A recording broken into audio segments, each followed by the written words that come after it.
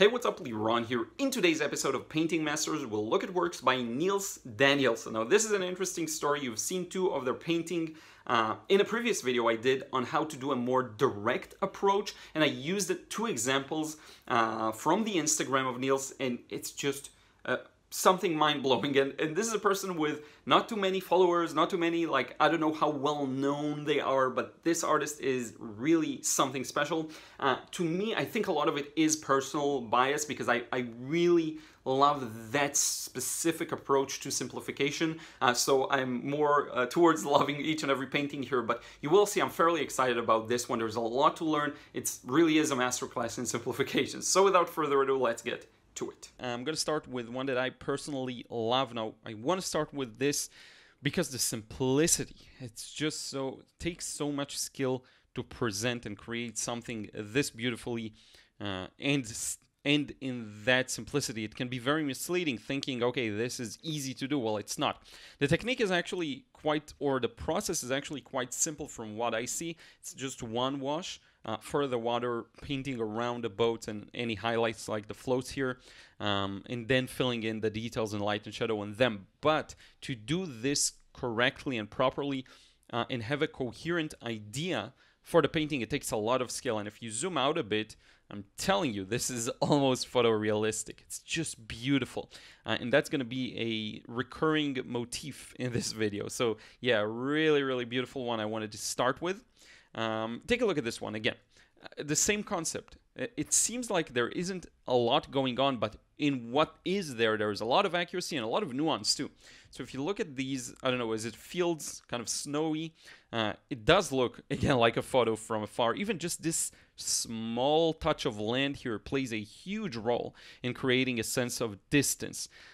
With the foliage here, kind of orange sunset. You see the shadows are very far-reaching, and that creates a layering and a good depth.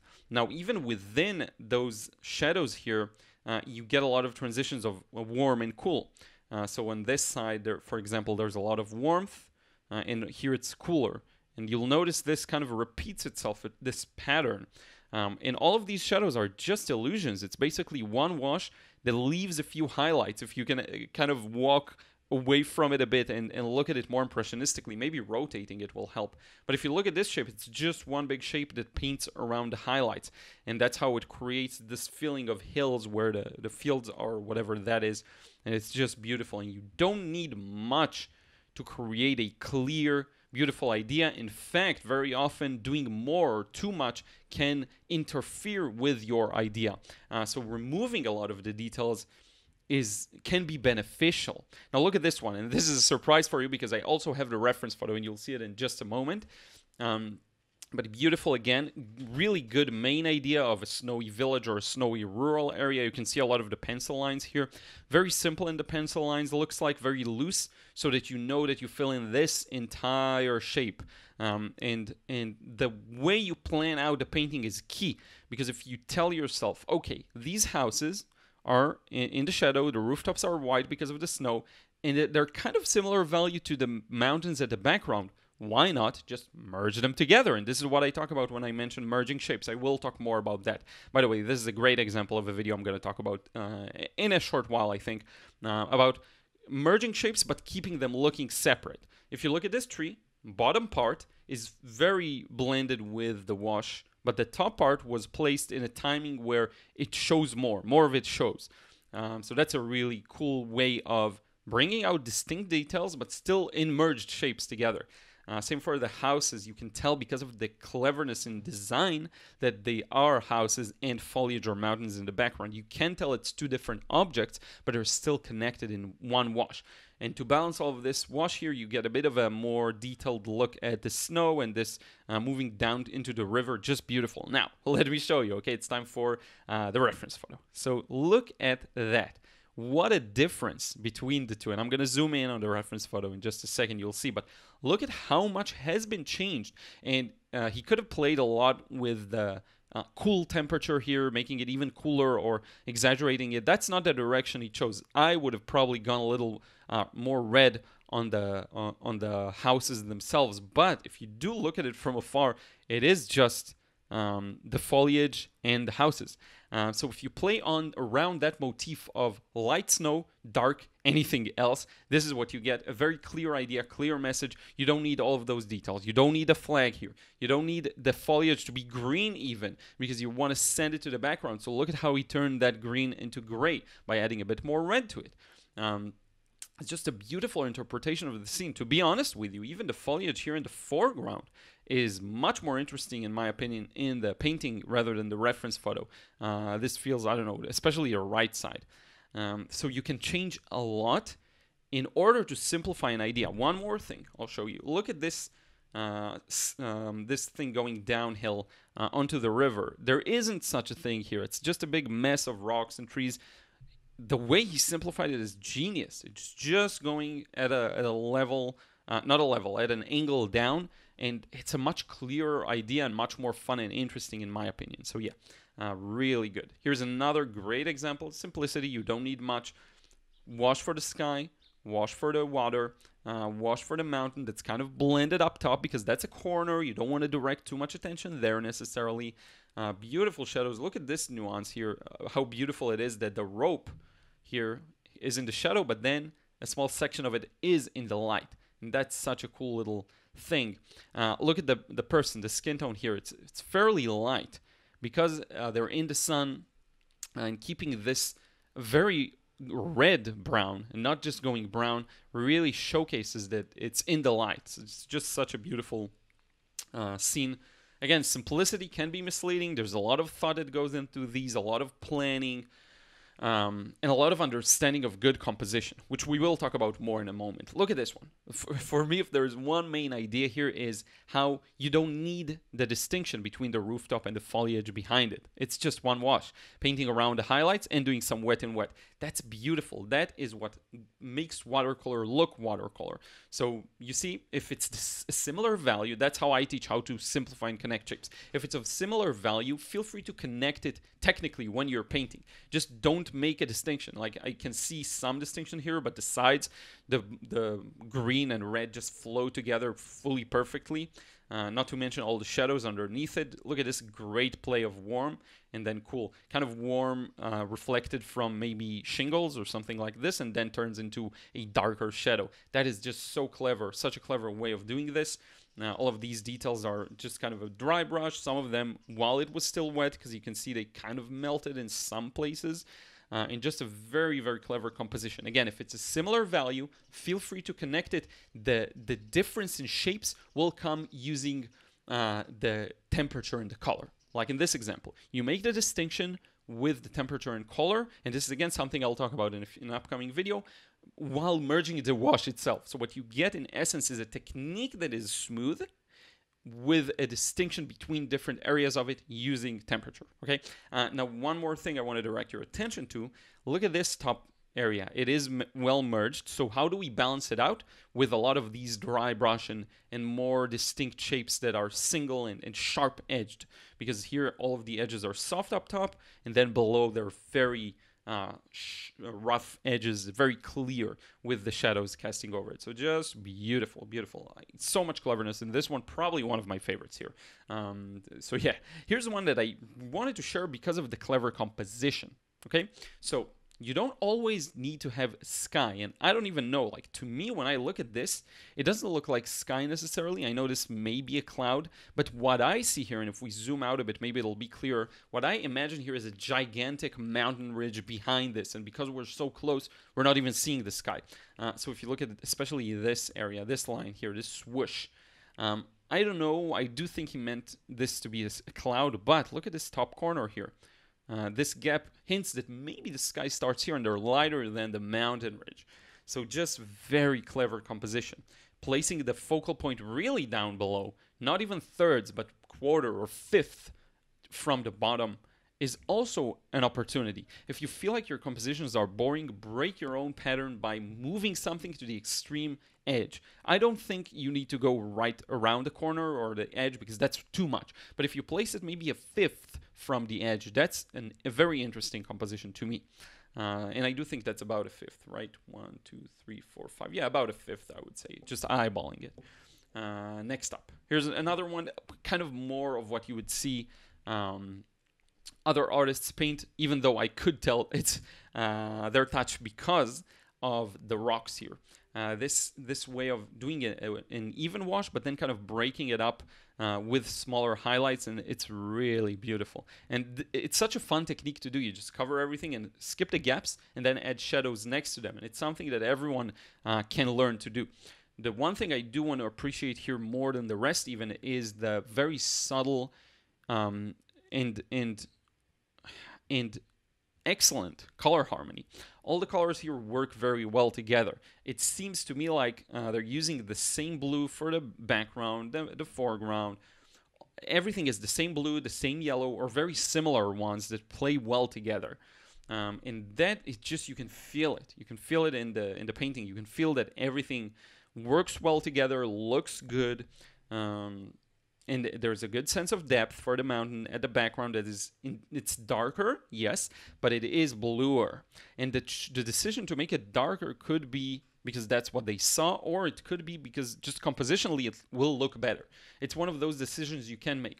Let's imagine that this is actually should be lighter than this ridge, but this ridge isn't that light. So if you go lighter than that, you're lighter than the sorry, I'm pointing, but I don't know if you see this green mountain ridge that's closest to us.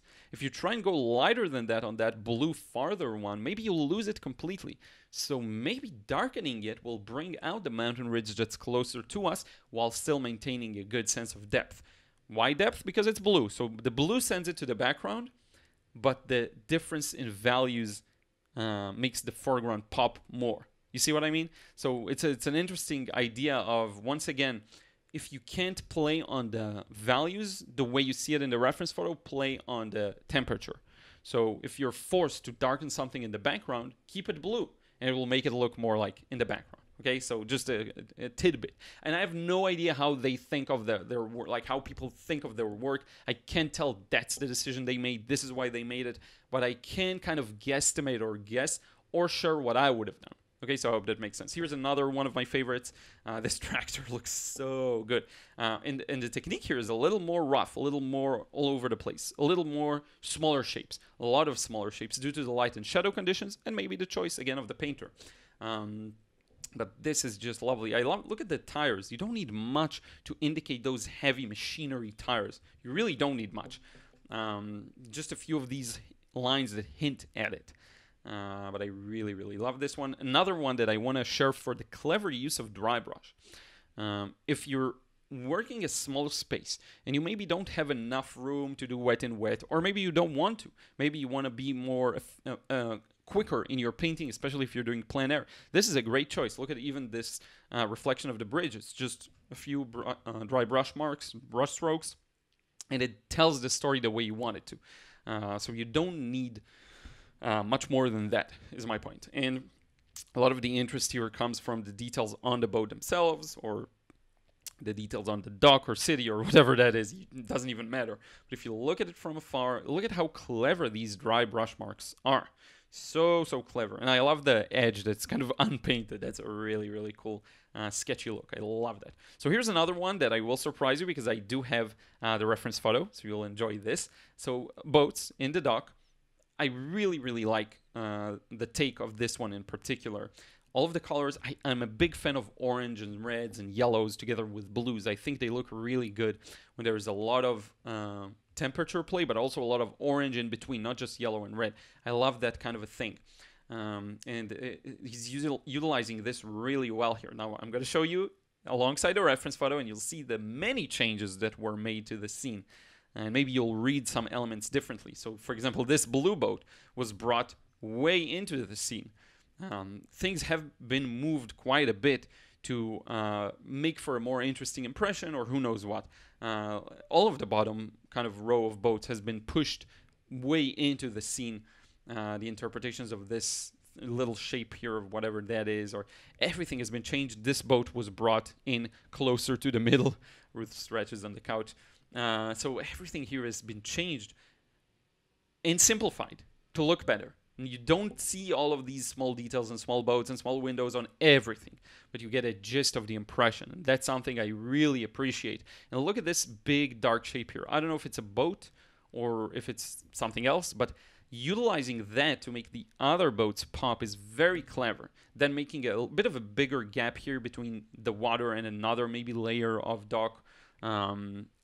It's changes that I totally see myself doing and working well. And look at the reds and the oranges. They're kept quite light to really make a distinction with the dark background. So I don't know, this one is definitely one of my favorites here. This was one that I really captured my attention, maybe made me dive deeper into this artist. The Tractor too, but this one I revisited them, and then I decided to use the paintings in my video. So yeah, really good one. And here's another one close to wrapping this up. I think there's one after this.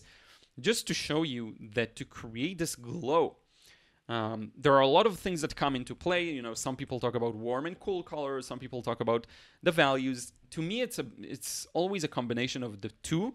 And the more you enhance each element, the more you'll get this effect. So if we just zoom out a bit, look at this beautiful glow in the taillight. And how do you achieve it? Let's zoom in a bit. So the center is actually quite light. See this? Very light yellow.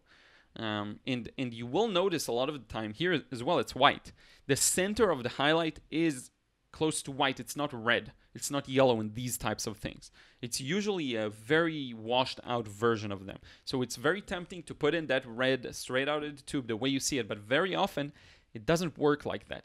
What actually happens is you have a very light highlight in the middle surrounded by the darker version of the color. So for example, the red here, which is still quite light, by the way, if you look at it. So it starts with white, then a bit of a light version of the color, and only in the very peripheries you'll get a darker red. For example, this little stripe here of darker red. Hopefully you see it right here. Same goes for this one. You see this red, dark red? It wouldn't have been as strong of a highlight without this, without that light yellow and white. So always have that in mind when you're trying to achieve these highlights, okay? And if you look at this, for example, this, I don't know if it's as light, and it doesn't have that yellow and red around it, so it doesn't read like as strong of a highlight. So the values are very important here, and the temperature or the color itself plays an important role. And if you want to maximize the effect, utilize all three. Okay, if you really want to push it to the end, use all of them. That's a big way of doing this as well. But yeah, beautiful, beautiful. And lastly, I think it's this one. I just love the reflections here. And I am biased because he's using here colors that I like, the blues that I like, the yellows that I like. But even the overall composition, top half, a little rougher, a little stronger contrasts. You see all of the foliage and the different unevenness in the wall, casting beautiful sharp shadows. And then you balance it out with this lower half that is just fully blended, aside from a few maybe distinct shapes for the boat's reflections. But just very clever, a very, very clever painting. Look at how light this green is. You have to make sure, again, you go lighter than you think. If you take a green out of the tube and it's very strong, like here, like this section, you won't get a highlight. You won't. You need to have that very light, almost white, washed out green, and then surround it with the actual color of the green next to it, maybe slightly darker and then very dark.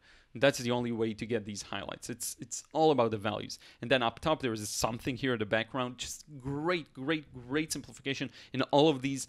A masterclass in simplification, really, and I just didn't have that artist in focus when I did the How to Simplify course, but now I do, so I would have utilized some of these otherwise. But just a masterclass in simplification, in taking a few steps back physically from the photo or physically from the subject, squinting your eyes and capturing its essence with few details in a way that effectively tells the story. It's a challenging skill to acquire. You have to work on it constantly. I think they do a lot of plein-air. Maybe I should ask more questions about the technique, but I'm not sure.